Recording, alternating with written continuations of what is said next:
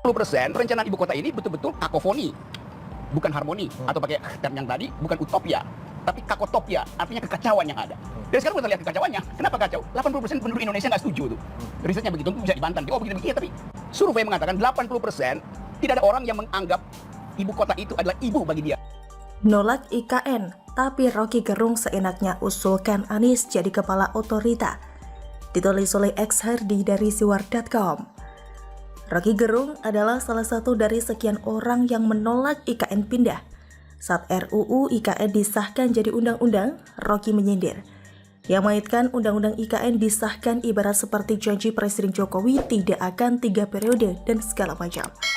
Iya, tapi membuat undang-undang aja di kamar tertutup dalam 2 hari diselesaikan.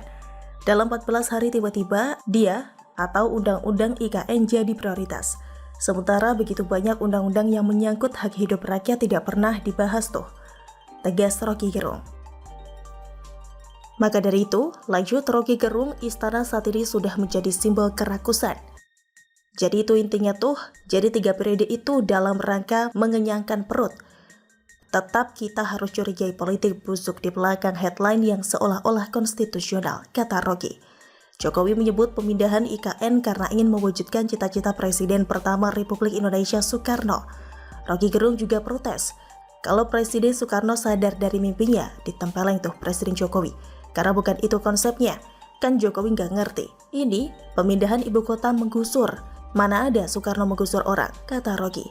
Setelah undang-undang IKN disahkan, tentu publik tinggal menunggu siapa yang akan ditunjuk jadi kepala otorita IKN.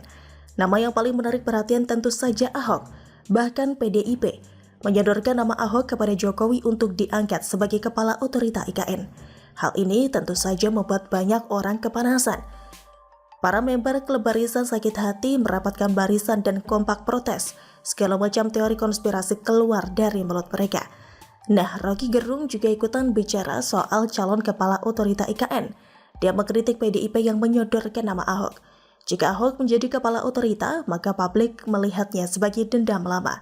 Dibanding Ahok, Rocky Gerung justru mengajukan Anies Baswedan sebagai kepala otorita IKN karena dianggap lebih paham dan mengerti soal pindah IKN.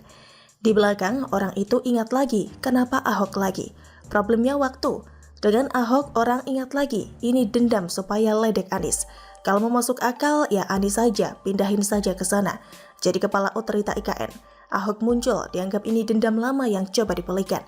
Ada semacam keangkuhan, dulu kita, kubu Ahok kalah, maka kita jadikan lagi Ahok. Jadi ini bangkitkan lagi sentimen yang dasarnya primordial, katanya. Dasar konyol. Ada 2 alasan kenapa Rocky Gerung semakin mengukuhkan dirinya sebagai orang yang super ngawur.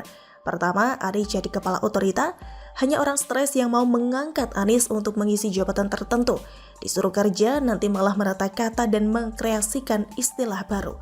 Buka mata dong, Anies keras kepala, suka terobos apapun demi kepentingannya sendiri. Diajak kerja sama soal budget, ngeyel kebangetan, ngelesnya segudang, punya program sendiri, tapi tidak beres. Naturalisasi sungai dan sumber resapan contohnya. Anies kalau jadi kepala otorita takutnya jalan sendiri seenak jidatnya, ada aturan pun bisa dia tabrak. Ibarat ada kereta mau lewat, dia tetap mau lewat dan memaksa keretanya ngerem dan berhenti agar dia lewat duluan. Jakarta aja dibikin amburadul, IKN yang mau dibuat rapi dan berkelas internasional malah akhirnya mengenaskan. Ada hujan deras malah dibikin sumber resapan, no way deh. Kalau Ahok jadi kepala otorita adalah sebuah kengawuran, maka menyarankan Anies jadi calon kepala otorita adalah kengawuran 10 kali lipat.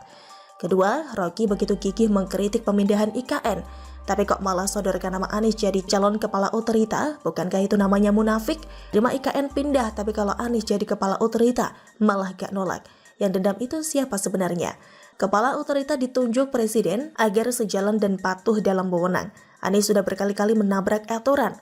Rocky sudah lupa Anies enak jidat naikkan UMP DKI. Justru Anies ini yang terlihat sakit hati karena dipecat sehingga mau bekerja sendirian biar terlihat hebat dan pujian diporongnya semua. Anies paham apa? Paham cara merusak apa yang sudah bagus, paham melakukan apa yang tidak penting. Yang paling telak adalah dia paham bagaimana tutup mulut dan tidak transparan. Rocky paham gak? Kalau gak paham, silahkan lanjutkan sakit hatinya. Tidak ada yang peduli juga kok. Bagaimana menurut Anda?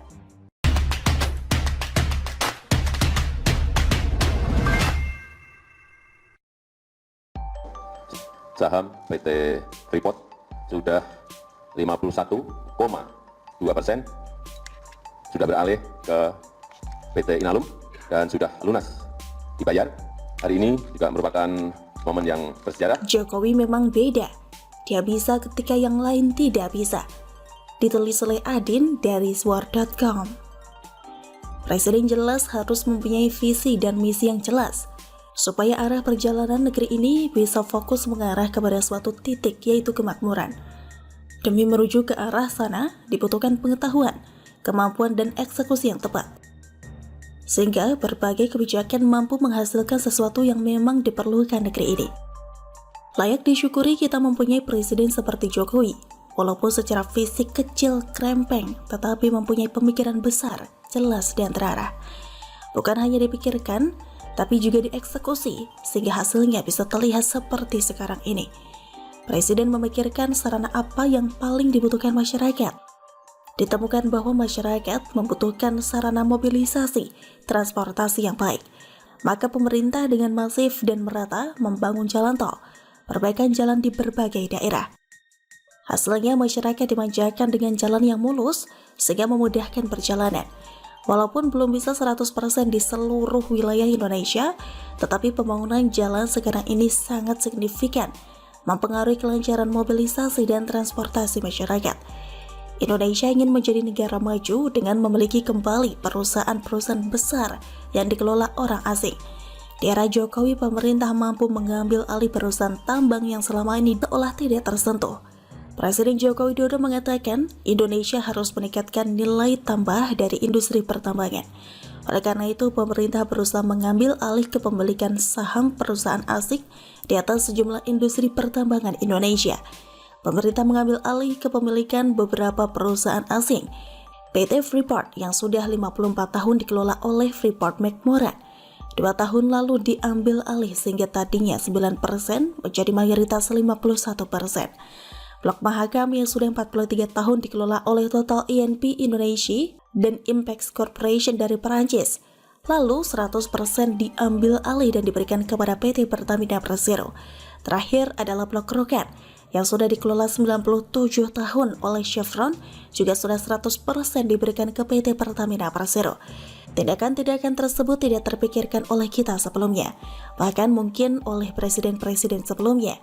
Presiden Jokowi mampu melakukan hal-hal yang tidak biasa, dan hasilnya terus terlihat menjelang akhir masa jabatannya. Ketika presiden dan pemimpin sebelumnya tidak terpikirkan, Jokowi kok bisa?